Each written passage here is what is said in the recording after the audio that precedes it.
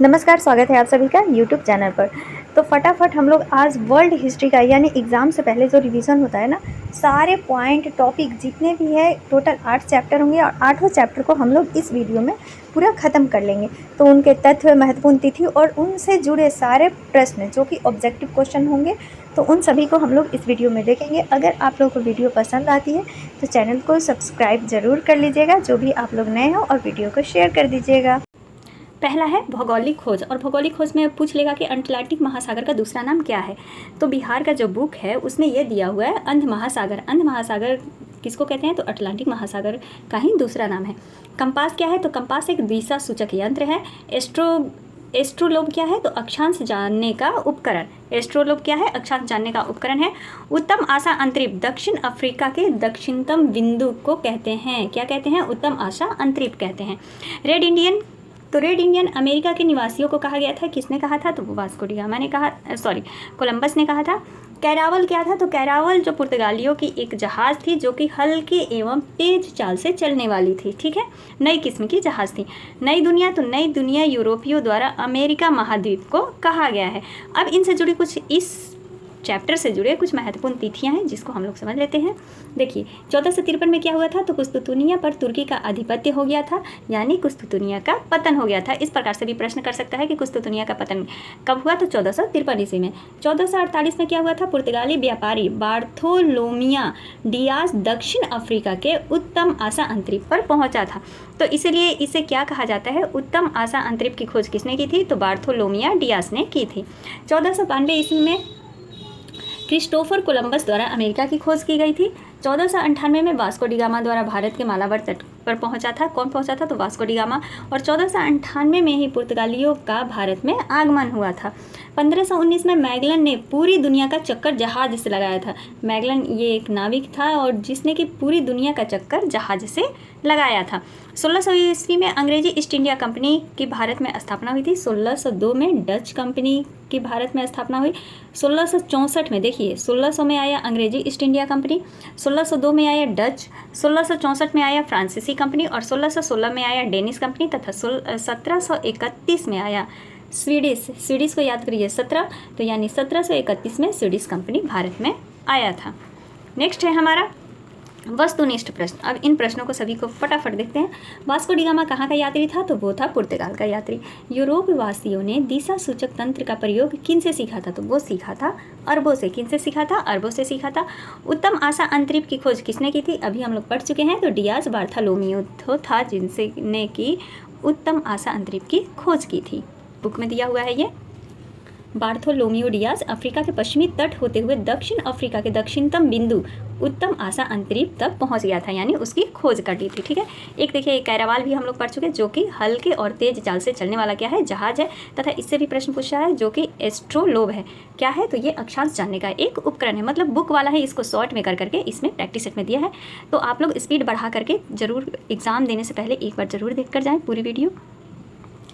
Next है America की खोज किस वर्ष की गई थी? तो 1492 ईस्वी में। कुस्तुतुनिया का पतन किस वर्ष हुआ था? तो 1453 ईस्वी में। विश्व का चक्कर किस यात्री ने सर्वप्रथम लगाया था? तो अभी हम लोग देखे थे कि विश्व का चक्कर जो है मैगलन ने लगाया था। पूरी दुनिया का चक्कर किसने लगाया? तो मैगलन ने लगाया।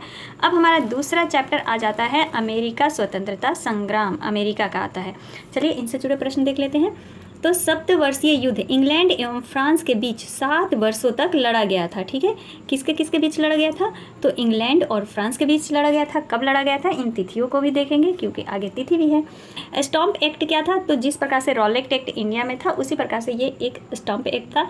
एक्ट के अनुसार इंग्लैंड में सभी अदालती कागजों, अखबारों आदि पर 20 शिलिंग का स्टॉम्प लगाना अनिवार्य कर दिया गया था। ठीक है, चाय कानून क्या था? तो चाय कानून, इस कानून द्वारा ईस्ट इंडिया कंपनी को भारत से सीधे अमेरिका चाय भेजने का क्या मिल गया था? एकाधिकार प्राप्त हो गया था, यानी अधिकार प्राप्त हो गया था। सीधे भारत क्या करता था? अब अमेरिका को चाय भेज सकता था। बोस्टन टी पार्टी, तो यह वह घटना है जिसमें बोस्टन बंदरगाह पर स्थानीय नागरिकों द्वारा चाय की सभी पेटियां समुद्र में फेंक दी गई थी। अब इनसे जुड़े महत्वपूर्ण तिथि समझ लेते हैं क्योंकि तिथियों से ही तो प्रश्न पूछा जाएगा। कोलंबस ने अमेरिका महाद्वीप को कब खोजा था? 1492 ईस्वी में। 1756 से 1763 तक इंग्लैंड एवं फ्रांस के बीच सप्तवर्षीय युद्ध चला था। अगला है हमारा 1765 में इंग्लैंड के प्रधानमंत्री ग्रेनविले कौन थे? तो इंग्लैंड के प्रधानमंत्री ग्रेनविले ने स्टम्प एक्ट पारित किया था। अच्छा, ये प्रश्न पूछ लेगा कि भैया स्टम्प एक्ट पारित करते समय इंग्लैंड के प्रधानमंत्री कौन थे? टेढ़ा मेढ़ा घुमा करके पूछ सकती है भाई। तो वो थे ग्रेनविले। कौन थे? ग्रेनविले थे। कब पारित हुआ था? तो 1765 ईस्वी में। 1767 में ब्रिटिश संसद ने उपभोक्ता वस्तुओं पर क्या कर दिया? कर लगा दिया था 1767 में। 1773 में चाय कानून बना था। 5 सितंबर 1774 में 13 उपनिवेश के प्रतिनिधियों का फिलाडेल्फिया शहर में महादेशीय सम्मेलन हुआ था। 13 उपनिवेशों का सम्मेलन हुआ था। कब हुआ था? तो 5 सितंबर 1774 ईस्वी में। भारत में जिस प्रकार से पहले 11 प्रांत थे ना, उसी प्रकार से ये उपनिवेश उस समय कहा जाता होगा उधर। नेक्स्ट है हमारा 18 अप्रैल 1775 में क्या हुआ था? तो ब्रिटिश सेना तथा उपनिवेशवासियों के बीच लेकिन्स गठन में प्रथम संघर्ष हुआ था। ठीक है, ये देख लीजिए कि ब्रिटेन सेना और उपनिवेश जो वासी थे उनके बीच हुआ था। ये जो 4 जुलाई 1776 में फिलाडेल्फिया में दूसरा महादेशीय सम्मेलन हुआ। कहाँ पर हुआ? तो फिलाडेल्फिया में दूसरा महादेशीय सम्मेलन हुआ। कब हुआ? 4 जुलाई 1776 में। और पहला कब हुआ था? तो पहला हुआ था 5 सितंबर 1774 में हुआ था। 1776 ईस्वी में कॉमन सेंस प्रकाशित हुआ था। किसकी ये पत्रिका थी? तो टॉमस पेन की पत्रिका कॉमन सेंस प्रकाशित हुई थी। कब? तो 1776 ईस्वी में। 3 फरवरी 1783 पेरिस संधि द्वारा अमेरिकी स्वतंत्रता संग्राम समाप्त हुआ था। किस संधि के द्वारा अमेरिकी स्वतंत्रता संग्राम समाप्त हुआ? तो पेरिस संधि के द्वारा। कब हुआ? तो 3 फरवरी 1783 ईस्वी को। मतलब हर तरह से प्रश्न को हमें निचोड़ना है कि किस प्रकार से प्रश्न पूछ सकता है। तिथि 1787 में अमेरिकी संविधान का निर्माण हुआ था और 1789 में अमेरिकी संविधान लागू हुआ था। ठीक है, निर्माण कब हुआ? तो 87 में। और लागू कब हुआ? तो 89 में। 1782 ईस्वी में आयरलैंड की संसद को स्वतंत्र स्थान प्राप्त हुआ था। 1782 में। 1793 में कैथोलिक आयरिश लोगों को मताधिकार मिला, मतलब मत देने का अधिकार मिल गया था। कब? तो 1793 ईस्वी में। 1800 में आयरिश संसद वेस्टमिंस्टर संसद से जुड़ा। आयरिश जो संसद था वो किससे जुड़ गया? तो वेस्टमिंस्टर संसद से जुड़ गया। अब इनसे जुड़े कुछ हम प्रश्न देख लेते हैं फटाफट। अमेरिका की राजधानी कहाँ है? तो वाशिंगटन है। कॉमन सेंस की रचना किसने की? अभी हम लोग देखे थे, टॉमस पेन ने की। स्टम्प एक्ट किस वर्ष पारित हुआ था? तो 1765 ईस्वी में पारित हुआ। अमेरिका स्वतंत्रता संग्राम में अंग्रेजों का सेनापति कौन था? तो कॉर्नवालिस था। अमेरिकी संविधान कब लागू हुआ? तो अमेरिका संविधान देखिए लागू पूछ रहा है, पारित नहीं पूछ रहा है। तो लागू कब हुआ था? 1789 ईस्वी में। पारित कब हुआ? 1787 ईस्वी में। विश्व में प्रथम लिखित संविधान किस देश में लागू हुआ? तो वो था अमेरिका में। किस संधि के द्वारा अमेरिकी स्वतंत्रता संग्राम को मान्यता मिली? किस संधि के द्वारा? तो पेरिस की संधि के द्वारा। पेरिस की संधि कब हुई थी? अभी हम लोग पढ़े थे कि 1783 ईस्वी में। अगला क्या है हमारा? नेक्स्ट प्रश्न है, अमेरिकी स्वतंत्रता में अमेरिका का सेनापति कौन था? तो कौन था? वॉशिंगटन था। अमेरिका के प्रथम राष्ट्रपति कौन थे? तो जॉर्ज वॉशिंगटन वहीं थे। और सप्तवर्षीय युद्ध किन 2 देशों के बीच हुआ था? फ्रेंड्स, बारिश के कारण थोड़ा थोड़ा आवाज़ जा रहा होगा क्योंकि गिर रहा है ना, छम को वो जा रहा होगा, तो उसको प्लीज़ इग्नोर। सप्तवर्षीय युद्ध किन 2 देशों के बीच हुआ था? तो वो हुआ था इंग्लैंड और फ्रांस के बीच, या फिर ब्रिटेन और फ्रांस भी दे सकता है। तो इसका आंसर क्या हो गया? सी हो गया। अब हम लोग बढ़ते हैं किसकी? फ्रांस की क्रांति की तरफ। नेक्स्ट हमारा टॉपिक है फ्रांस की क्रांति। तो इनसे जुड़े कुछ महत्वपूर्ण शब्दावली यानी जिनसे कि प्रश्न पूछा जा सकता है, फिर उनके तिथि और प्रश्नों को देखते हैं। यातना शिविर। यातना शिविर क्या था? तो ऐसा स्थान जहां विरोधी लोगों को कैद करके उन पर अत्याचार किया जाता था, उसे क्या कहते थे? यातना शिविर कहते थे। बंधुता मतलब भाईचारे की भावना, जो कि फ्रांस की क्रांति द्वारा उत्पन्न हुई थी। ये प्रश्न आ सकता है कि भाईचारे की भावना किस क्रांति के द्वारा उत्पन्न हुई? तो फ्रांस की क्रांति के द्वारा। पादरी वर्ग, तो वे लोग जो चर्च में धार्मिक कार्यों में को अंजाम देते थे उन्हें क्या कहते थे? पादरी वर्ग कहते थे। टाइद क्या था? तो टाइद उपज का 10वां भाग। देखिए, उपज का 10वां भाग जो धर्म द्वारा कर के रूप में प्राप्त किया जाता था, ठीक है, उसे क्या कहते हैं? टाइद कहते हैं। टाइद क्या था? तो उपज का 10वां भाग जो धर्म के द्वारा कर के रूप में प्राप्त किया जाता था। एंड टाइल क्या था? तो टाइल वह कर था जो फ्रांस के लोगों को शासक को देना होता था। मतलब ये क्या था कि जो फ्रांस के लोग थे वो शासक को देते थे, उसको टाइल कहते थे। और जो 10वां उपज का जो 10वां भाग होता था जो कि धर्म के द्वारा कर के रूप में प्राप्त किया जाता था, उसे टाइल कहते थे। नेक्स्ट है हमारा लिब्रे। 1794 ईस्वी तक फ्रांस में प्रचलित मुद्रा लिब्रे थी। लिब्रे क्या है? तो फ्रांस में प्रचलित एक प्रकार की मुद्रा थी। अज्ञात, तो एक ऐसी रचना जिसके रचनाकार का कोई पता ना हो उसे अज्ञात कहेंगे। मेनर क्या थे? तो मेनर एक सामंत की जागीर। ओ मेनर देखिए, तो सामंत की जागीर को मेनर कहते थे।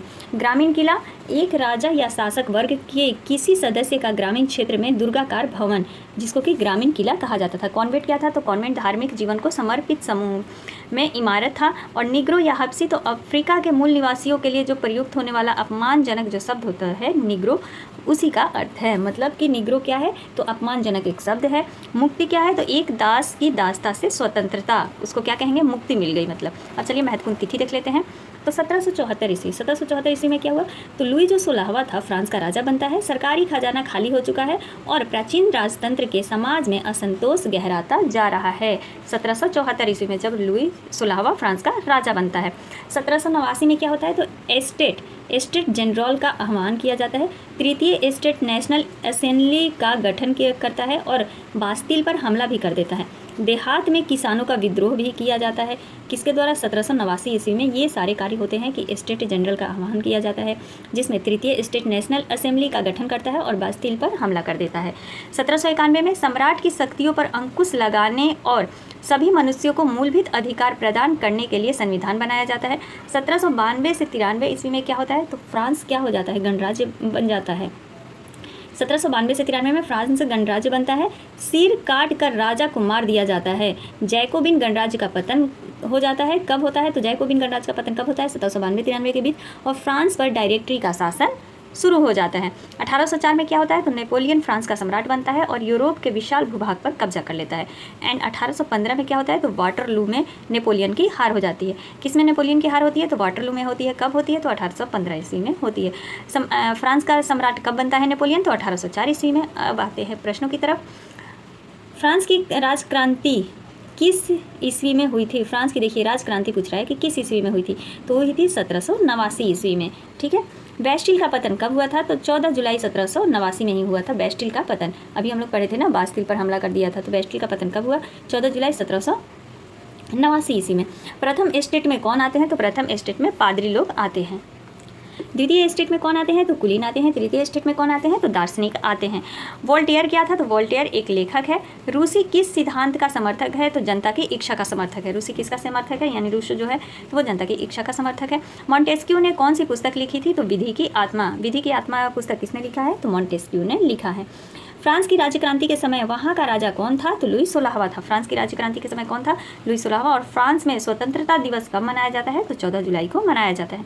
नेक्स्ट अब आता है हमारा टॉपिक विश्व युद्धों का इतिहास। चलिए, इसमें तो त्रिगुट, त्रिदेशीय, इन सभी को भी ध्यान में रखना होगा। ये हमारा चौथा टॉपिक है, यानी चौथा चैप्टर है। कौन सा, विश्व युद्धों का इतिहास। यहाँ देखिए आ गया ना, चौथा, 8वां चैप्टर है। चलिए नेक्स्ट है हमारा त्रिगुट। चलिए, तो जर्मनी, ऑस्ट्रिया, हंगरी, यानी ऑस्ट्रिया को हंगरी कहा जाता है, और इटली, तीनों मिलकर त्रिगुट का निर्माण करते हैं। त्रिगुट में कौन कौन शामिल है, जर्मनी, ऑस्ट्रिया और इटली। ये पूछ लेगा, इन तीनों का नाम दे देगा और एक अलग से दे देगा कि त्रिगुट में कौन शामिल नहीं है। तो अगर हमें ये तीनों याद रहेगा तो हम आसानी से आंसर लगा सकते हैं। त्रिदेशीय संधि क्या है, तो त्रिदेशीय संधि में कौन थे, फ्रांस, रूस और ब्रिटेन। ब्रिटेन, रूस और फ्रांस फॉर ब्रिटानिया। क्या है, फॉर ब्रिटानिया। ऐसे याद कर सकते हैं, कुछ भी याद करने के लिए ब्रिटानिया बिस्किट है ना। तो त्रिदेशीय में कौन है, तो फ्रांस, रूस और ब्रिटेन ने मिल करके क्या बनाया है, त्रिदेशीय संधि बनाया है। वर्साई की संधि मित्र राष्ट्रों तथा जर्मनी के बीच हुआ था। वर्साई की संधि किन किन के बीच हुआ था, तो मित्र राष्ट्र तथा जर्मनी के बीच हुआ था। इस संधि के अनुसार जर्मनी को युद्ध का दोषी माना जाता है, तभी तो जर्मनी पर जुर्माना भी लगेगा। शासन देश किसे कहा जाता है, तो जिस व्यवस्था के तहत क्षेत्रों और देशों का हस्तांतरित किया जाता है उसे क्या कहते हैं, शासन देश कहते हैं। साम्राज्यवाद क्या है, तो वह प्रक्रिया है जिसके द्वारा कोई देश अपनी सीमा से बाहर किसी क्षेत्र के आर्थिक और राजनीतिक जीवन पर अपना नियंत्रण कर लेता है, उसे क्या कहेंगे, साम्राज्यवाद, यानी अपना साम्राज्य फैला रहा है। प्रथम विश्व युद्ध क्या हो गया, तो 1914 ईस्वी में एक ऐसा युद्ध आरंभ हुआ जिसकी लड़ाइयाँ यूरोप, एशिया, अफ्रीका और प्रशांत क्षेत्र में लड़ी गई। अभूतपूर्व फैलाव के कारण इसे प्रथम विश्व युद्ध कहा गया। अब इनसे जुड़े कुछ तिथियों को देख लेते हैं। 1905 में क्या हुआ था, रूस तथा जापान में युद्ध जिसमें कि जापान की विजय हुई थी। 1905 में रूस और जापान के बीच युद्ध हुआ जिसमें कि जापान की विजय हुई। 1912 की तिथि क्या है, तो जर्मनी में इम्परेटर नामक बड़ा जहाज बनाया गया। जर्मनी में इम्परेटर नामक बड़ा जहाज कब बनाया गया, तो 1912 ईस्वी में। देखिए, द्वितीय विश्व युद्ध की जो तिथियां हैं ना, उसको तो आप लोग को बिल्कुल इग्नोर नहीं करना है, जो भी विश्व युद्ध के इतिहास में घटा है, क्योंकि इनसे प्रश्न बहुत पूछ सकता है। 1779 में क्या हुआ था, जर्मनी ने ऑस्ट्रिया के साथ द्वैध संधि की थी। कब किया, तो 1879 ईस्वी में। किसने तो जर्मनी ने और ऑस्ट्रिया के साथ द्वैध संधि की। 1882 में त्रिगुट बना था। 1882 में त्रिगुट बना था, जिसमें कौन कौन था, जर्मनी था, ऑस्ट्रिया और इटली था। 1907 में क्या हुआ था, तो त्रिदेशीय संधि बनी। त्रिगुट बना 1882 में। देखिए, त्रिगुट का बना 1882 में, और 1907 में त्रिदेशीय संधि बनी, जिसमें कि फ्रांस, रूस और ब्रिटेन ने मिलकर के साथ में बनाया था। 1914 में क्या हुआ, प्रथम विश्व युद्ध शुरू हो गया। 1904 में क्या घटना घटी, तो ब्रिटेन को मिस्र में उपनिवेश स्थापित करने की छूट मिली। कब मिली, ब्रिटेन को मिस्र में उपनिवेश स्थापित करने की छूट मिली और ऑस्ट्रिया ने तुर्की पर अधिकार जमा लिया, ठीक है, 1904 ईस्वी में। 1911 में फ्रांस ने मोरक्को के अधिकांश भाग पर कब्जा कर लिया। किसने कर लिया, तो फ्रांस ने मोरक्को के अधिकांश भाग पर कब्जा कर लिया। कब, 1911 ईस्वी में। 28 जून 1914 में आर्क ड्यूक फर्डिनेंड ने बोस्निया की राजधानी सराजेवो में हत्या हो गई और ऑस्ट्रिया ने सर्बिया के खिलाफ युद्ध की घोषणा कर दी। देखिए यहाँ 1 अगस्त 1914 को क्या होता है, तो जर्मनी रूस के खिलाफ युद्ध की घोषणा कर देता है। 3 अगस्त 1914 को क्या होता है, तो जर्मनी फ्रांस के खिलाफ भी युद्ध की घोषणा कर देता है। 4 अगस्त 1914 में जर्मन सेनाएं जो हैं वो बेल्जियम में भी घुस जाती हैं और 1917 में विश्व युद्ध से रूस अलग हो जाता है। रूस क्या हो जाता है, अलग हो जाता है। तो ये प्रश्न इंपॉर्टेंट हो जाता है कि रूस विश्व युद्ध से कब अलग होता है, तो 1917 ईस्वी में। 1918 में रूस जर्मनी में शांति संधि हो जाती है। 6 अप्रैल 1917 में जर्मनी के खिलाफ अमेरिका के युद्ध की घोषणा हो जाती है। मतलब जर्मनी के खिलाफ कब कर देता है, अमेरिका कर देता है युद्ध की घोषणा। कब, 6 अप्रैल 1917 ईस्वी में। 1918 में क्या होता है, तो ब्रिटेन, फ्रांस और अमेरिका संयुक्त सैन्य अभियान शुरू कर देते हैं। 3 नवंबर 1918 को ऑस्ट्रिया तथा हंगरी के सम्राट का आत्मसमर्पण करना, मतलब आत्मसमर्पण, ऑस्ट्रिया और हंगरी के सम्राट क्या कर देते हैं, आत्मसमर्पण कर देते हैं। 11 नवंबर 1918 को क्या होता है, तो जर्मन द्वारा विराम संधि पर हस्ताक्षर कर दिया जाता है। जनवरी और जून 1919 में मित्र राष्ट्रों का पेरिस में सम्मेलन। 28 जून 1919 वर्साई की संधि होती है। वर्साई की संधि कब होती है, तो 1919 में। 1936 में क्या होता है, तो पेरिस के शांति समझौते से असंतुष्ट जो राज्य थे उन्होंने अपने आप को अलग कर लिया था। मार्च 1937 में ब्रिटिश वित्त मंत्री चैम्बरलिन घोषणा की प्रतिरक्षा व्यय की पूर्ति केवल कर लगाकर ही नहीं की जाएगी। 1929 में यूरोप को अमेरिका से ऋण मिलना बंद हो जाता है। किसको मिलना बंद हो जाता है, तो अमेरिका से जो ऋण मिलता था यूरोप को वो बंद हो जाता है। कब, 1929 ईस्वी में। 1938 में म्यूनिख में हिटलर और मुसोलिनी की मुलाकात हो जाती है। हिटलर और मुसोलिनी की मुलाकात कहाँ होती है, तो म्यूनिख में होती है। कब होती है, 1938 ईस्वी में। 1939 में क्या होता है, हिटलर ने चेकोस्लोवाकिया पर अधिकार जमा लेता है 1939 ईस्वी में। 1 सितंबर 1939 को जर्मनी ने पोलैंड पर आक्रमण कर दिया। 3 सितंबर 1939 को क्या किया, तो ब्रिटेन और फ्रांस ने जर्मनी के विरुद्ध युद्ध की घोषणा कर दी। कब कर दी, तो 3 सितंबर 1939 को ब्रिटेन और फ्रांस दोनों ने जर्मनी के विरुद्ध युद्ध की घोषणा कर देता है। 12 मार्च 1940 को क्या होता है, तो फिनलैंड ने आत्मसमर्पण कर लिया। अगला तिथि क्या है कि 1942 में क्या होता है कि जर्मन और सोवियत युद्ध में जर्मन की पराजय हो जाती है। जर्मन और सोवियत का जो युद्ध होता है उसमें किसकी पराजय हो जाती है, जर्मनी की पराजय हो जाती है। जुलाई 1945 मित्र राष्ट्रों ने जापान पर भीषण आक्रमण कर दिया। 6 अगस्त 1945 को क्या किया गया, तो अमेरिका द्वारा जापान के हिरोशिमा शहर पर प्रथम एटम बम गिराया गया। प्रथम एटम बम कहाँ गिराया गया है, तो हिरोशिमा पर गिराया गया है। 9 अगस्त 1942 को दूसरा एटम बम गिराया जाता है। जापान शहर के नागासाकी पर दूसरा एटम बम गिराया जाता है। तो पहला हिरोशिमा और दूसरा नागासाकी। अब इनसे जुड़े प्रश्न हैं। प्रथम विश्व युद्ध कब प्रारंभ हुआ था, तो 1914 ईस्वी में। देखिए ईस्वी में प्रथम विश्व युद्ध में किसकी हार होती है, तो जर्मनी की हार हो जाती है। 1917 ईस्वी में कौन देश प्रथम विश्व युद्ध से अलग हो गया था, रूस। हम लोग पढ़े थे ना कि रूस अलग हो जाता है। वर्साई की संधि के फलस्वरूप इनमें किस महादेश का मानचित्र बदल गया, तो रूस का मानचित्र बदल गया। वर्साई की संधि से कुछ महत्वपूर्ण पॉइंट है जो कि बुक में दिया गया है, तो उसको आप लोग जरूर देखें। कि कोयला खदान, जो जर्मनी का कोयला खदान था ना, सार्क क्षेत्र का कोयला खदान, वो 15 वर्ष के लिए किसे दे दिया जाता है, तो फ्रांस को दे दिया जाता है। ठीक है, कितने वर्ष के लिए, 15 वर्ष के लिए। एक है कि इस संधि के तहत जर्मनी की सेना को सीमित कर दिया जाता है, 1 लाख तक ही कर दिया जाता है। कितना सेना रख सकता है, तो 1 लाख। ठीक है, एंड जर्मनी पर हर्जाना भी लगाया जाता है, क्योंकि जर्मनी बिना वजह के ये युद्ध, प्रथम जो युद्ध था वो शुरू किया था। तो कितना हर्जाना लगता है, तो 6 अरब 10 करोड़ पाउंड की भारी रकम निश्चित की गई थी जर्मनी पर। क्या किया गया था, हर्जाना के रूप में। कितना, 6 अरब 10 करोड़ रुपया। तो ये 2-3 पॉइंट है जिसको कि आप लोग अपने दिमाग में बैठा लीजिएगा। नेक्स्ट प्रश्न है, त्रिगुट समझौते में शामिल थे तो कौन कौन थे, जर्मनी, ऑस्ट्रिया और इटली। इसका आंसर क्या हो गया, सी हो गया, ये गलत है। ठीक है, तो जर्मनी, ऑस्ट्रिया और इटली जो थे वो त्रिगुट समझौते में शामिल थे। द्वितीय विश्व युद्ध कब प्रारंभ हुआ था, तो 1939 ईस्वी में। जर्मनी को पराजित करने का श्रेय किस देश को जाता है, तो वो जाता है इंग्लैंड को। किसको जाता है, इंग्लैंड को जाता है। द्वितीय विश्व युद्ध में कौन देश पराजित हुआ था, तो जर्मनी हुआ था। द्वितीय विश्व युद्ध में पहला एटम बम कहाँ गिराया गया था, तो हिरोशिमा पर गिराया गया था। कहाँ गिराया गया था, हिरोशिमा पर गिराया गया था। एंड द्वितीय विश्व युद्ध का अंत कब हुआ, तो 1945 ईस्वी में। एक प्रश्न ये भी पूछा जाता है, सॉरी दिखाई नहीं दे रहा होगा, एक प्रश्न ये भी आता है कि द्वितीय विश्व युद्ध कितने वर्षों तक चला था, तो 6 वर्षों तक चला था। कितने वर्षों तक, 6 वर्षों तक चला था। ठीक है, आगे बढ़ते हैं। नाजीवाद में बस आप लोग ये देख लीजिए ध्रुवीय शक्तियाँ कौन कौन सी थी। तो दूसरे विश्व युद्ध में जर्मनी, जापान और इटली का गठजोड़ हो गया था। किसका किसका? जर्मनी, जापान और इटली का गठजोड़ हो गया। मित्र राष्ट्र में कौन थे? ये धुरी राष्ट्र था और ये मित्र राष्ट्र था। तो मित्र राष्ट्र में था इंग्लैंड, फ्रांस, सोवियत संघ और संयुक्त राज्य अमेरिका का दूसरे विश्व युद्ध में गठजोड़ हो गया। मतलब ये उसका भी गठजोड़ हो गया और इसका भी गठजोड़ हो गया, तो दोनों का गठजोड़ हो गया, तो वो धुरी राष्ट्र बन गया और ये मित्र राष्ट्र बन गए। नरसंहार, एक विशेष जाति के लोगों का एक बड़ी मात्रा में नाश होना क्या कहलाता है? नरसंहार कहलाता है। पुनर्निर्माण क्या है? तो गलती को सुधारने के लिए किए गए सुधारवादी कार्य को क्या कहते हैं? पुनर्निर्माण कहते हैं। नाजीवाद के कुछ से जुड़े कुछ महत्वपूर्ण तिथियाँ हैं। तो देखिए 1 अगस्त 1914 को, ये तो सभी को पता होगा कि विश्व युद्ध शुरू हुआ था पहला। 9 नवंबर 1918 को जर्मनी जब घुटने टेक देता है तो युद्ध समाप्त हो जाता है। 9 नवंबर 1918 को वाइमर गणराज्य की स्थापना का ऐलान कर देता है। कौन करता है? तो वाइमर। 28 जून 1919 में क्या होता है? तो वो वर्साई की जो संधि होती है ना, वो कब होती है? तो 28 जून 1919 में होती है। 30 जनवरी 1933 में हिटलर जर्मनी का चांसलर बनता है। हिम्मत नहीं हारना है, पूरा वीडियो देखते जाना है, एग्ज़ाम में झंडे गाड़ कर आना है। 1 सितंबर 1939 को क्या होता है? जर्मनी का पोलैंड में घुसना और दूसरे विश्व युद्ध की शुरुआत हो जाती है। कब? तो 1 सितंबर 1939 में। 22 जून 1941 को क्या होता है? तो जर्मन सेनाएं सोवियत संघ में घुसती हैं। 23 जून 1941 को यहूदियों का कत्लेआम शुरू हो जाता है।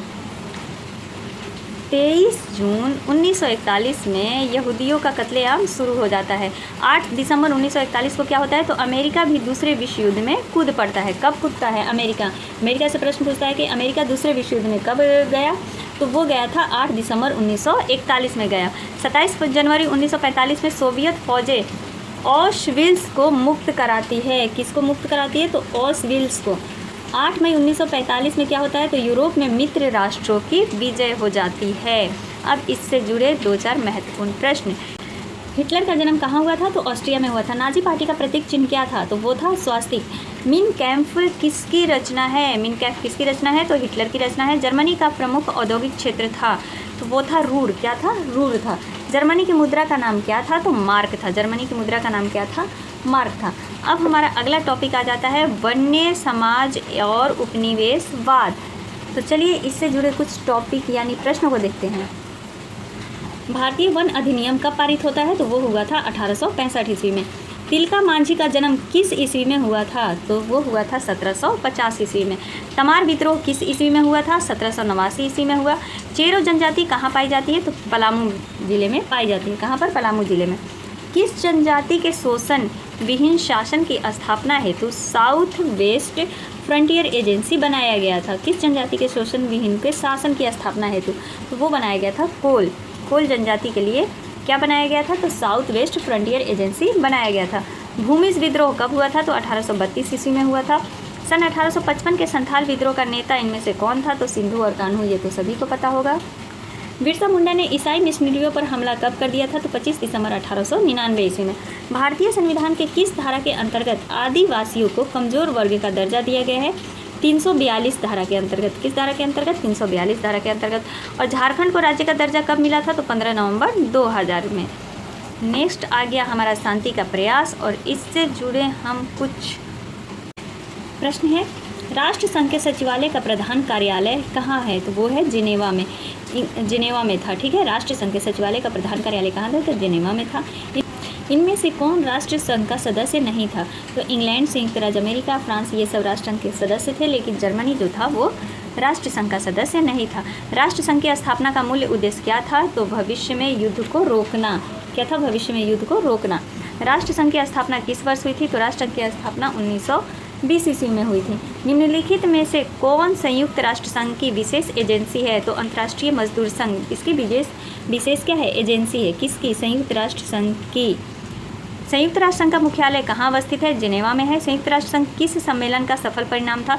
तो डाम्बस्टन ओक्स। किसका संबंध था? तो डाम्बस्टन ओक्स का सफल परिणाम था। वर्तमान में संयुक्त राष्ट्र संघ में कुल कितने सदस्य हैं? तो 192। कितने हैं? 192 हैं।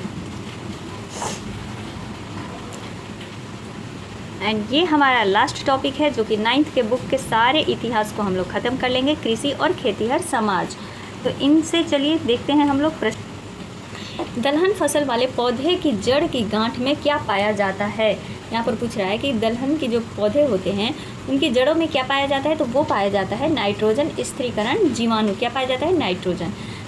शाही लीची बिहार में मुख्यतः कहाँ होता है, तो मुजफ्फरपुर में होता है। रबी फसल बोया जाता है कब, तो सितंबर और अक्टूबर में जो है रबी फसल बोए जाते हैं। रबी फसल कौन कौन से हो गए, गेहूँ, जौ, चना, मटर, सरसों, मसूर आदि, ये सब क्या है, रबी फसल है। केला बिहार में मुख्यतः कहाँ होता है, तो हाजीपुर में होता है। चावल बिहार के किस जिले में सबसे ज़्यादा उत्पादन किया जाता है, तो वो होता है रोहतास जिले में। गर्मा फसल किस ऋतु में होता है, तो ग्रीष्म ऋतु में। गर्मा फसल ग्रीष्म ऋतु में। रेशेदार फसल कौन है, इनमें से रेशेदार जो फसल है वो कौन सा है, आम, लीची, कपास, धान। अच्छा, रेशेदार फसल को चुने, तो ये सभी तो रेशेदार फसल है। कपास जो है वो रेशेदार फसल। 7वां प्रश्न है, रेशेदार फसल को चुने, तो आम, लीची, धान ये सब नहीं है। कपास क्या है, एक रेशेदार फसल है। अगहनी फसल कौन हो गया, तो चावल हो गया। अगहनी फसल में आ जाता है धान, कुल्थी, तिलहन, सब्जी, मकई, कपास, गन्ना, पटसन, ये सब किस फसल में आता है, तो अगहनी फसल में आता है।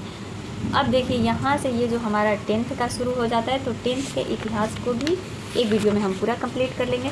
आज हम लोग का ये 9th का जो पूरा हिस्ट्री का है, पूरा चैप्टर 8 के 8 चैप्टर, उसको हम लोग कंप्लीट कर लेंगे। मिलते हैं अगले वीडियो में। कहीं अगर कुछ गलती हो गई हो तो क्षमा कीजिएगा। Thank you.